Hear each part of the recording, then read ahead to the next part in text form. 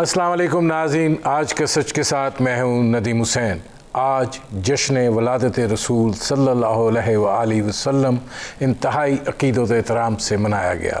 محافل کا انعقاد ہوا جہاں پر انہیں سلام پیش کیا گیا، تقاریب ہوئیں جہاں پہ ان کی سیرت طیبہ پر روشنی ڈالی گئی، ریلیاں نکالی گئیں، جگہ جگہ جشن کا سا سامان رہا۔ آج دو بڑی تقاریب ہوئیں، ایک ایوان صدر میں جہاں پر صدر پاکستان ڈاکٹر عارف علوی نے اس تقریب کی میزبانی کی، اور دوسری بڑی تقریب جو تھی وہ کنونشن سینٹر میں منعقد ہوئی جس کے مہمان خصوصی وزیر اعظم عمران خان تھے۔ وہاں پر آج انہوں نے بڑی طویل تقریر کی اور اس بات کو انہوں نے اجاگر کیا کہ ہماری جو بقا کا راستہ ہے وہ فلاحی اسلامی ریاست میں ہے۔ انہوں نے کہا کہ ہمارا سماجی ڈھانچہ جو ہے جس طریقے سے بکھر رہا ہے اس کا علاج جو ہے وہ سیرت طیبہ بے مضمر ہے، اور اس کے لیے اور اس کو اجاگر کرنے کے لیے اور یہ کہ اس کو لے کر آگے بڑھا جا سکے، رحمت للعالمین جو اتھارٹی انہوں نے بنائی ہے اس کو بھی انہوں نے بڑی تفصیل کے ساتھ جو ہے اس کا ذکر کیا۔ بنیادی طور کے اوپر آج یہ دن آتا ہے، ہم ہر سال مناتے ہیں اور پھر ہم اگلے برس کے انتظار میں بیٹھ جاتے ہیں۔ محافل میلاد کا انعقاد بڑے ریگولر طریقے سے ہوتا ہے، لیکن کیا ہم جو ہمیں بتایا گیا، جو ہمارے لیے راہ متعین کی گئی، ہم اس پر چلے بھی؟ یہ بھی ایک بہت بڑا سوالیہ نشان ہے۔ اور آج جو ہمارا معاشرتی ڈھانچہ بکھر رہا ہے، ہمارے جو سماجی مسائل پیدا ہو رہے ہیں، ہمارے ہاں جو برداشت تحمل ختم ہو رہا ہے، جہاں ہم رواداری کو بھول رہے ہیں، جہاں ہم ایک دوسرے کے ساتھ چلنے کے لیے تیار نہیں ہیں، ایک دوسرے کی بات سننے کے لیے تیار نہیں ہیں، یہ تمام عوامل جو ہیں وہ اسی پس منظر میں پوشیدہ ہیں۔ اس پر کریں گے بات، آپ کا اپنے مہمانوں سے تعارف کرواتے ہیں۔ ہمارے ساتھ موجود ہیں علامہ امین شہیدی صاحب، ممتاز عالم دین ہیں، اسکالر ہیں، مفکر ہیں۔ ہمارے ساتھ موجود ہیں عائشہ سید صاحبہ، رکن قومی اسمبلی رہی ہیں، جماعت اسلامی سے ان کا تعلق ہے، اور ہمارے ساتھ موجود ہیں ممتاز عالم دین اور مفکر منیب الرحمان صاحب۔ سب سے پہلے مفتی منیب الرحمان صاحب سے بات کریں گے۔ مفتی صاحب یہ فرمائیے گا کہ ذرا سیرت طیبہ کے حوالے سے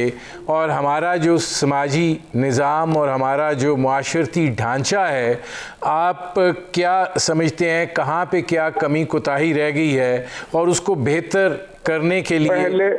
پہلے تو میں یہ کہوں گا کہ محبت رسول ہمارا جوہر ایمان ہے، اطاعت رسول ہماری شریعت کی میزان ہے، سیرت النبی صلی اللہ علیہ وآلہ وسلم پر ہم سال بھر گفتگو کرتے ہیں اور کرتے رہنا چاہیے،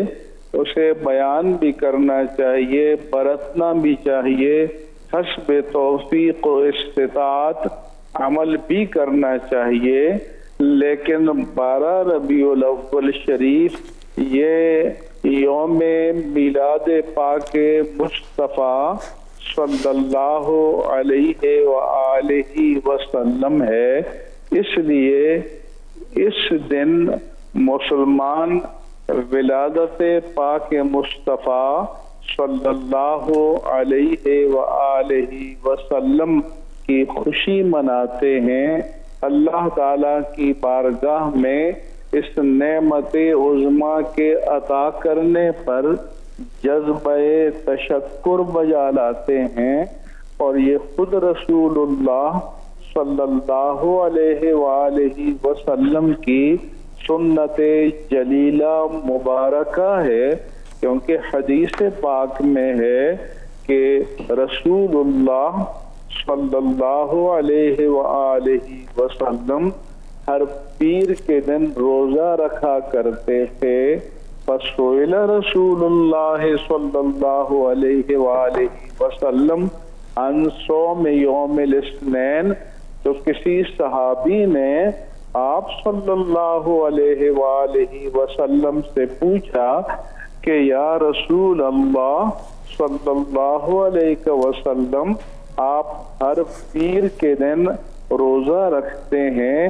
اس کا سبب کیا ہے؟ تو آپ صلی اللہ علیہ وآلہ وسلم نے فرمایا ذالک یوم ولدت فیہ وفیہ بعثت وفیہ انزل علی، میں ہر پیر کے دن روزہ اس لیے رکھتا ہوں کہ یہ میری ولادت باسعادت کا دن ہے، تو میں تشکر نعمت باری تعالی بجا لانے کے لیے روزہ رکھتا ہوں، وفیہ بعثت، اور میری نبوت کا اعلان اور اظہار اور ڈکلریشن اسی دن جاری ہوا، اور وفیہ انزل علی، اور غار حرا میں مجھ پر پہلی وحی ربانی بھی اسی مبارک دن نازل ہوئی۔ تو کیونکہ عطائے نبوت تو آپ کو عالم ارواح میں کر دیا گیا تھا، اور یہ جو واقعہ تھا پیر کے دن، یہ آپ کی نبوت کے اعلان کا دن تھا۔ میرے آقا و مولا صلی اللہ علیہ وآلہ وسلم کی اس کائنات میں تشریف آوری کو 1496 سال ہو چکے ہیں، اور تقریباً 15 صدیاں پوری ہونے والی ہیں، اور آپ کی کے اعلان نبوت کو 1456 سال ہو چکے ہیں۔ اس لیے آج کا دن تمام مسلمان خود حضور کی سنت کی اتباع کرتے ہوئے اس آپ کی نعمت ولادت باسعادت پر اللہ تعالی کے حضور تشکر بجا لاتے ہیں، اور حضور اکرم صلی اللہ علیہ وآلہ وسلم کی بارگاہ میں نذرانہ عقیدت و محبت پیش کرتے ہیں، اور یہ مسلمانوں کا شعار ہے۔ ٹھیک، بہت شکریہ ناظرین، وقت ہوا ایک مختصر سے کمرشل بریک کا، ملتے ہیں اس وقفے کے بعد۔ Welcome back. اچھا، اب امین شہیدی صاحب یہ فرمائیے گا کہ وزیر اعظم صاحب بھی آج اس چیز کی بات کر رہے تھے، ہم جشن ولادت رسول صلی اللہ علیہ وآلہ وسلم ہر سال مناتے ہیں، میلاد ہوتے ہیں، تقاریب ہوتی ہیں، ذکر ہوتا ہے، ہر چیز جو ہے ان کی سیرت طیبہ پہ روشنی بھی ڈالی جاتی ہے، لیکن اس کے باوجود معاشرتی ہجان ختم ہونے میں نہیں آ رہا، سماجی ڈھانچہ ہے بکھرنے سے رک نہیں رہا، مسئلہ کیا ہے؟ بسم اللہ الرحمن الرحیم۔ سب سے پہلے تو میں آپ کے اس پروگرام کے توسط سے تمام عالم اسلام کو اور آپ کے تمام ناظرین کو اس دن کی مناسبت سے بھی اور پورے اس ماہ کی مناسبت سے بھی مبارکباد پیش کروں گا، چونکہ بہرحال یہ رسول کریم صلی اللہ علیہ وآلہ وسلم کی تشریف آوری کے حوالے سے انتہائی بابرکت مہینہ ہے، اور کل عالم کے لیے اور عالم کے ہر ذرے کے لیے بابرکت ہے۔ جہاں تک آپ کے سوال کا تعلق ہے، دیکھیں اصل بات یہ ہے کہ اگر کوئی معاشرہ ہر لحاظ سے کینسر زدہ ہو، کینسر زدہ معاشرے کو آپ لپسٹک کے ذریعے سے جوان دکھانا چاہیں، خوبصورت دکھانا چاہیں، تن و مند اور صحت مند دکھانا چاہیں، تو ظاہر ہے وہ معاشرہ صحت مند ہو نہیں سکتا۔ اس وقت ہمیں، میرا خیال ہے، بہلایا جا رہا ہے اور ہمیں ذہنی طور پر ڈائیورٹ کیا جا رہا ہے ان اصولوں اور ان ضابطوں سے جو اس وقت اس ملک کی ضرورت ہے کہ ان اصولوں کو زندہ کیا جائے۔ بات یہ ہے کہ دین جب آتا ہے تو انسانی معاشرے کی تقدیر بدلنے کے لیے آتا ہے۔ دین کے دو پہلو ہیں، ایک وہ آئین، قانون، شریعت جس پر آپ عمل کر کے معاشرے کی صورتحال کو بدلتے ہیں، دوسرا دین کو لے کر آنے والی شخصیات سے محبت، ان سے عشق، ان سے عقیدت اور ان کا احترام۔ یہ جو پہلو ہے احترام والا، اس کے اندر بھی اگر صرف اور صرف ملمہ کاری ہو تو ظاہر ہے اس کا حق ادا نہیں ہوتا۔ اس میں ایک سوال ہے میرا آپ سے، یہ جو آپ نے ساری گفتگو کی ہے، دیکھیں بنیادی طور پر ہم خرابی قرار دیتے ہیں اپنے تعلیمی اداروں کے حوالے سے کہ ہمارے ہاں وہاں پہ اس چیز کی اتنی روشنی موجود نہیں ہے، لیکن امین شہیدی صاحب یہ تو دیکھیے ذرا کہ جو ہمارا مدرسوں کا ایک نظام ہے اس کا تعلق ہی اس ساری صورتحال سے ہے. اگر اس کے باوجود بگاڑ ہے تو پھر یہ کہیں نہ کہیں اس جگہ کے اوپر کوئی نہ کوئی خامی تو ہے، خرابی تو ہے کہ آپ اس کو شدت پسندی سے جوڑ دیتے ہیں، آپ اس کو انتہا پسندی سے جوڑ دیتے ہیں. ہمارا مذہب کا شدت پسندی انتہا پسندی سے تو نہ کوئی تعلق ہے نہ کوئی واسطہ ہے. وہ تو آپ کو برداشت کا، تحمل کا، رواداری کا، تدبر کا، مطلب ایک جسے کہتے ہیں کہ ایک بالکل معصومیت کا درس دیتا ہے. آپ کی بات سے مجھے اتفاق ہے. دیکھیے جب ریاست اور سسٹم ٹھیک ہو جائے تو مدرسے بھی ٹھیک ہو جاتے ہیں، چونکہ ریاست کی حیثیت ماں والی ہوتی ہے. یہی بر صغیر ہے جہاں پر انہی مدرسوں اور خانقاہوں نے دین کی ترویج بھی کی اور لوگوں کو غیر مسلم سے مسلم بھی بنایا اور ان کے اندر دینی اقدار کو زندہ بھی کیا. یہی بر صغیر ہے، یہی دنیا ہے. اس دنیا کے اندر جب تعلیمات کو پیش کرنے والے نیک اور پارسا لوگ ہوتے تھے تو ان کی تعلیمات کے ذریعے سے بہت بڑی دنیا نے توحید کو، رسالت کو قبول کیا اور اس عادلانہ نظام کو دل و جان سے چاہا. جب ریاست کی آپ بات کرتے ہیں نا، اگر جس شدت پسندی کی طرف، مدارس کے نظام کی طرف آپ نے اشارہ کیا، اس سے پہلے بھی تو یہی نظام تھا. اس وقت شدت پسندی کیوں نہیں تھی؟ جب ریاست نے فیصلہ کیا کہ مدرسوں کو، علماء کو، محراب کو، ممبر کو، زبان کو، قلم کو خریدنا بھی ہے اور استعمال بھی کرنا ہے، تو پھر سب بک گئے. یا جن میں توانائی کم تھی اور ان کا ایمان کمزور تھا وہ تو کم از کم چلے گئے اس طرف. نتیجتاً اگر شدت پسندی مدارس میں پیدا ہوئی تو وہ ریاست کی پالیسیز کی وجہ سے پیدا ہوئی. اچھا، اس میں اب عائشہ سید صاحبہ آج وزیر اعظم صاحب بڑی پریشانی کا ذکر کر رہے تھے اور میرا خیال ہے کہ ان کی بہت سی باتیں جو ہیں وہ حقیقت کے قریب بھی تھیں. خاندانی نظام پاکستان کے اندر بکھر رہا ہے اور جس تیزی کے ساتھ معاملات جو ہیں خرابی کی طرف جا رہے ہیں، آپ کیا سمجھتی ہیں کہ کیا خرابی ہوئی؟ کیونکہ اگر مذہب ہے، دین ہے، سیرت طیبہ کی روشنی ہے، تو پھر تو خواتین کو جو مقام اور جو عزت یہاں پر ہے اس کا تو کوئی معاشرہ جو ہے وہ وہاں پر اس طرح کی مثال نہیں ملتی. بسم اللہ الرحمن الرحیم. السلام علیکم. بہت شکریہ ندیم صاحب اس اہم موقع پہ بلانے کا، اور میں آپ کے چینل کے تھرو جو تمام ناظرین ہیں ان سب کو اس اہم دن پہ بہت بہت مبارکباد پیش کرتی ہوں کہ اللہ رب العزت نے ہمیں رحمت للعالمین، تمام جہان کے لیے رحمت، سراج منیرہ، ایک روشن چراغ، دنیا کے لیے ایک روشنی، ایک ایسی روشنی کہ وہ آپ کی زندگی کے ہر پہلو پہ روشنی ڈالتی ہے. تو محمد رسول اللہ صلی اللہ علیہ وسلم کی ولادت ہوئی، پوری امت کو میں مبارکباد پیش کرتی ہوں، پوری دنیا کو.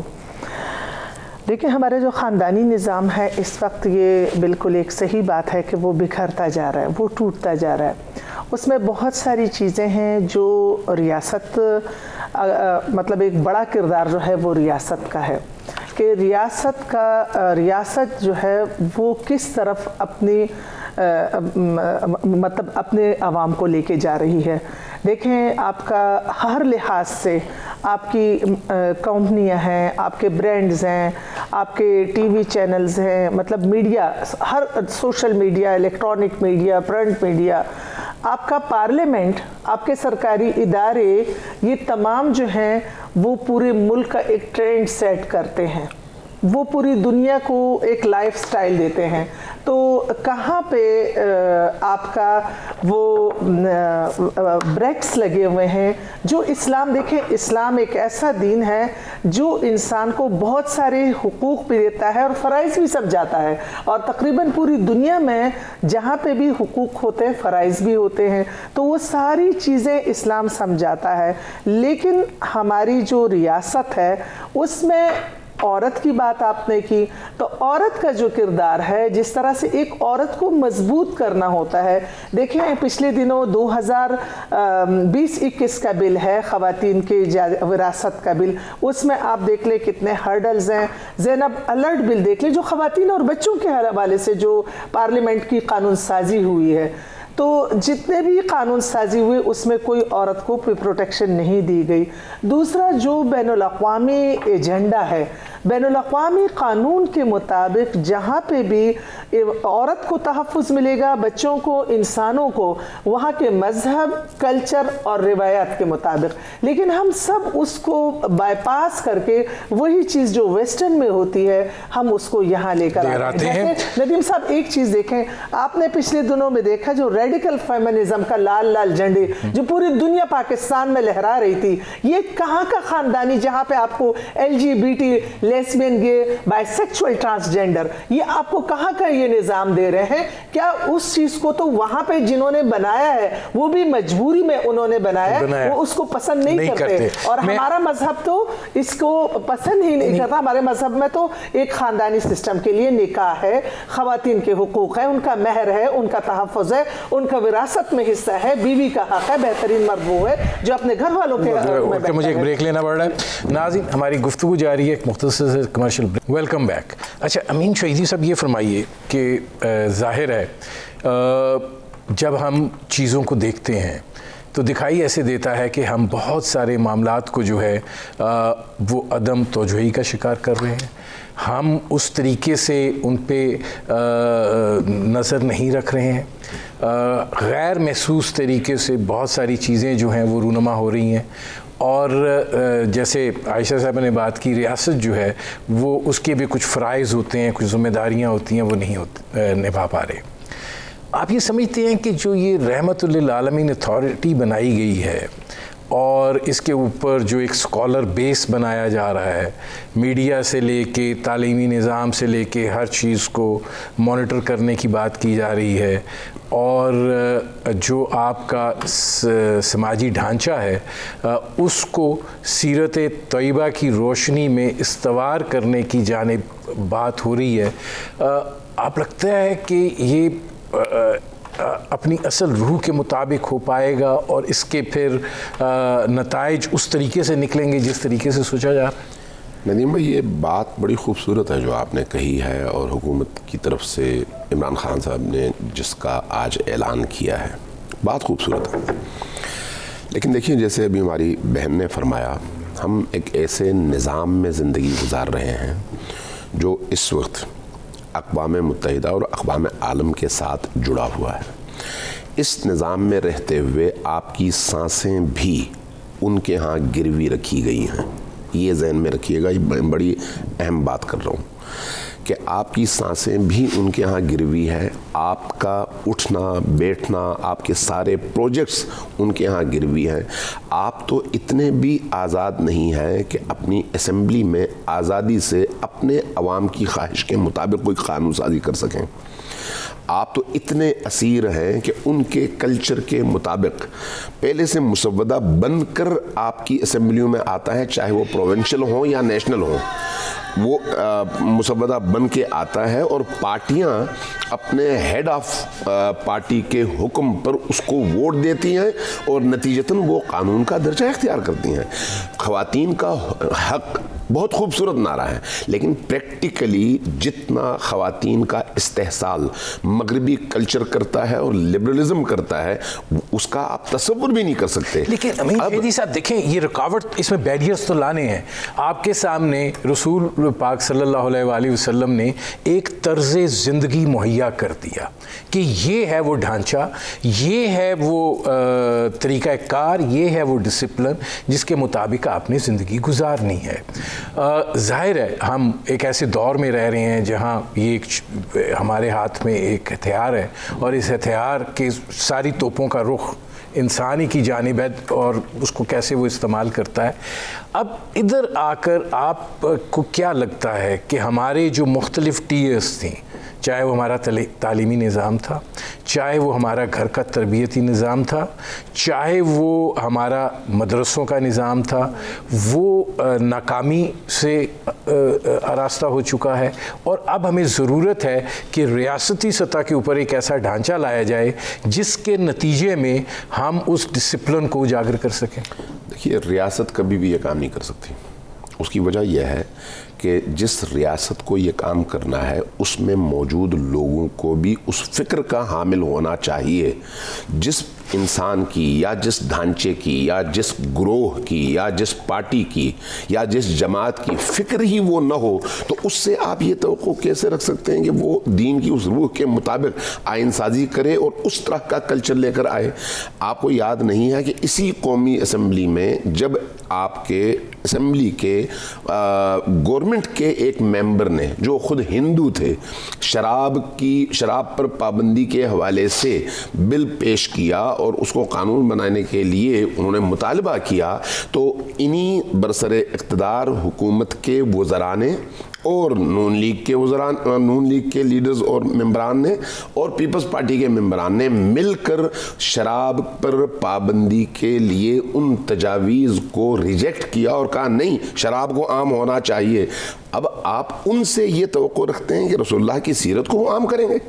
रसूलुल्लाह के बनाए हुए और बताए हुए ढांचे को वो इम्प्लीमेंट करने की कोशिश करेंगे। उनसे आप ये तवक्को रखते हैं कि वो कुरान की तालीमात को इस माशरे के अंदर इस तरह से लागू करेंगे कि उससे जो है आपको, आपके बच्चों को, आपकी फैमिली को, आपके माशरे की ख़वातीन को उनके हुकूक मिले।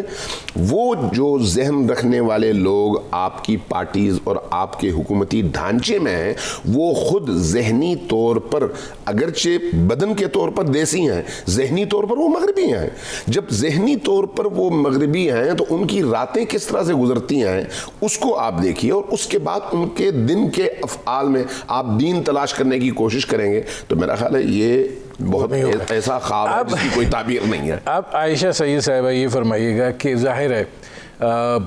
जो हमारा समाजी ढांचा है उसके अंदर घर को बड़ी अहमियत हासिल है, और ज़ाहिर है कि अगर हम सीरत तैयबा पर भी रोशनी डालें तो माँ की गोद जो है वो पहली तरबियत गाह जो है वो करार दी गई है। अब ये जो सारे अवामिल हैं, ये जो सारे अनासिर हैं, ये अब समझाने की बात है, ये अब बताने की बात है। अगर बुनियादी दरसगाह ही उससे महरूम है तो फिर कानून साजी और बाकी चीज़ें जो हैं इस तरह की अथॉरिटीज़, क्या आपको लगता है कि वो असरअंदाज हो सकती हैं और हमारा जो ख़ानदानी निज़ाम जो टूट रहा है उसमें कोई रुकावट आ सकती है, बेहतरी की जानिब जा सकता है? देखिए नदीम साहब, पहली चीज़ जो मशहदी साहब ने बड़े अच्छे उस पर कही कि हम गिरवी हैं, तो जहाँ से हम इस वक्त मुल्क को चला रहे हैं और जहाँ से हमारे कर्ज़े मतलब इस गवर्नमेंट जिस हद तक पहुँच गए, तो पूरी तारीख़ पाकिस्तान की उठा ले और इस वक्त ले ले, तो जहाँ से हम कर्ज़े ले रहे हैं वो सिर्फ हमें कर्ज़े नहीं देते, हमें अपना पूरा कल्चर देते हैं। हम उस कल्चर के आगे गिरवी हो गए हैं और वो हमारी नस्लें उसके सामने इस तरह पल बढ़ रही हैं, और अभी तो उनकी गोद में आके हम ऐसे पूरे मुल्क, जो महंगाई, हर खातून अपने चूल्हे जलाने पे वो ऐसी परेशान है कि हम किस तरह से बच्चों की फीसें दें, तो बिजली के बिल दें, हम किस तरह से खिलाएं पिलाएं। आप पर कैपिटा इनकम अपना उठा के, वो तो एक सियासी बात है ना, उसको छोड़ दें। नहीं नदीम साहब, इससे बिल्कुल इससे जुड़ी हुई है। एक औरत और एक मर्द, मियाँ बीवी जो है, वो ये परेशान है कि घर को कैसे चलाएं, तो उसके लिए माँ भी घर से निकली हुई है और शौहर भी घर से निकला हुआ है। अब उस माँ को देख लें, चाहे वो गरीब एक घर में किसी के घर में काम करने वाली है या किसी ऑफिस में काम करने वाली है, किसी शॉप पे काम करने वाली है, लेकिन उसके बच्चों का पीछे हाल क्या है, क्यों ये गुर्बत का मुकाबला कर रही है। तो नदीम साहब, मैं समझती हूँ कि अगर माँ मुतमईन नहीं है, इस वक्त रियासती जिम्मेदारी जो है वो इस वक्त जो ये कमर तोड़ महंगाई है उसका ختم کرنا, اور جہاں سے قرض لیا جا رہا ہے, جن کی گود میں آپ جا کے بیٹھ گئے اور وہ ہمارے ملک کو جو کلچر دے رہے ہیں وہ خاندان ٹوٹنے کا ہی کلچر ہے. اس میں ماؤں کی بھی بڑی ذمہ داری ہے. ہم انفرادی طور پہ اپنی نسلوں کو, اپنے پاکستانی قوم کو بچانے کے لیے ایک بڑا کردار ادا کر سکتے ہیں, اور وہ یہ کہ اس وقت جو سیرت کا یہ اشرہ ہے کہ ہم محمد الرسول اللہ صلی اللہ علیہ وسلم کا جو اسوہ ہے ہمارے لیے, اس پہ خود عمل کریں اور انشاءاللہ اس ملک کے نظام کو ہم بدلیں. میں ہر خاتون سے آپ کے چینل کے تھرو یہ پیغام ان کو دیتی ہوں کہ جب تک ہم اس ملک کا نظام نہیں بدلیں گے, ہم صالح لوگوں کو, جس طرح امین شہیدی صاحب نے کہا کہ وہ صالح لوگ جو پریکٹیکل, جیسے قرآن آپ کی کتاب ہے اور محمد الرسول اللہ صلی اللہ علیہ وسلم پریکٹیکل اس کے, وہ عملاً, وہ حضرت عائشہ رضی اللہ عنہا سے جو پوچھا گیا کہ حضور صلی اللہ علیہ وسلم کے اخلاق کیسے ہیں, انہوں نے کیا جواب دیا, کیا تم نے قرآن نہیں پڑھا؟ تو جب تک وہ لوگ اس ملک کو, اس ریاست کو چلانے والے نہیں ہوں گے, آپ یقین کریں ندیم صاحب, نہ ہم اپنے گھروں کو بچا سکتے ہیں, نہ ہم اپنے یہ جو ادارے جس انتشار کا شکار ہیں, نہ ہم اس کو بچا سکتے ہیں. میرے پاس آخری 1.5-2 منٹ ہے. امین شہیدی صاحب, یہ فرمائیے گا کہ ایک اور بڑی اہم چیز ہے جس کے اوپر ظاہر ہے کہ کام ہونا چاہیے, اور وہ مذہبی ہم آہنگی بھی ہے. اب یہ سارے معاملات جو ہیں یہ تو آپس میں جڑے ہوئے ہیں, تو کیا جو بات کر رہے ہیں پرائم منسٹر صاحب فلاحی اسلامی ریاست, جب بکھراؤ اتنا زیادہ ہو جس کو سمیٹنا بھی ہو اور اس کے بعد یہ تصور بھی ہو, تو کیسے؟